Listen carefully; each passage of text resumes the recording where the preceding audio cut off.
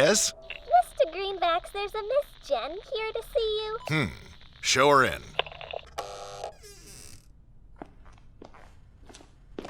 Can I help you? Yes. Yes, you can.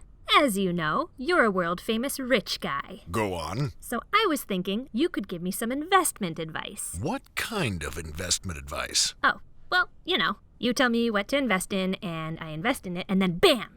$1 billion. I see. And what do you know about investing so far? Well, you, I know it's a big question. Let's start with something like mutual funds. Or stocks. Bonds? Bonds. James Bonds. Oh dear.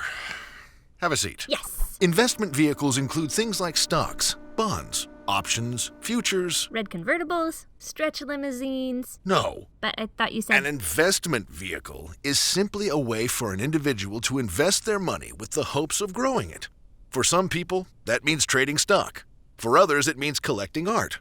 There's a wide range of investment products to choose from, but we'll start with the most common choices: stocks, bonds, and mutual funds. Stocks are shares in the ownership of a company. When you purchase a share, it's like you own a slice of that company. Nice. When you have equity in a company, you're entitled to a slice of its profits as well. Some companies distribute their profit to shareholders through dividends, which are usually in the form of cash payments or additional shares.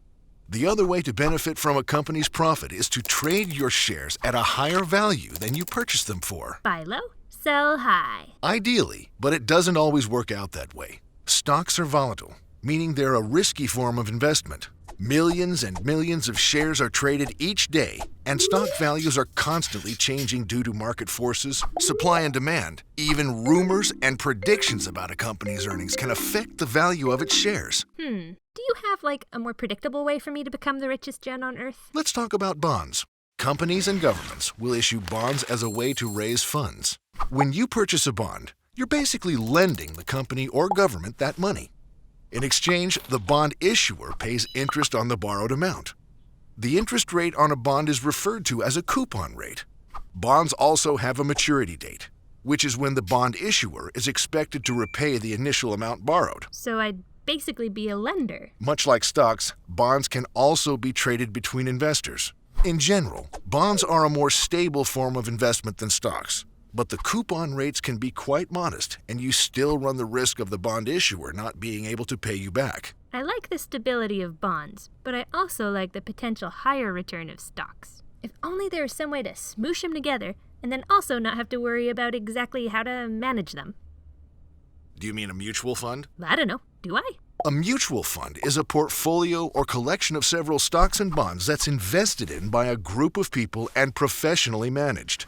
Its portfolio is diversified, meaning it's made up of lots of different stocks in different industries.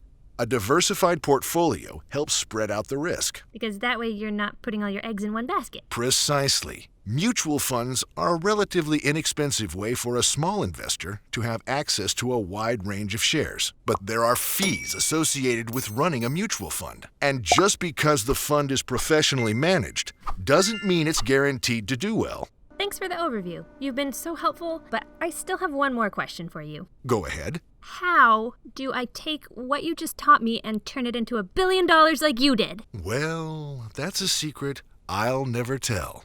Now I have one last question for you. Go ahead. How did you ever get past security? Well, that's a secret I'll never tell. I climbed up the laundry chute.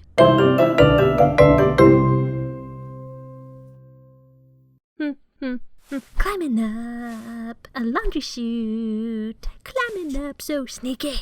Ba, ba, do, do.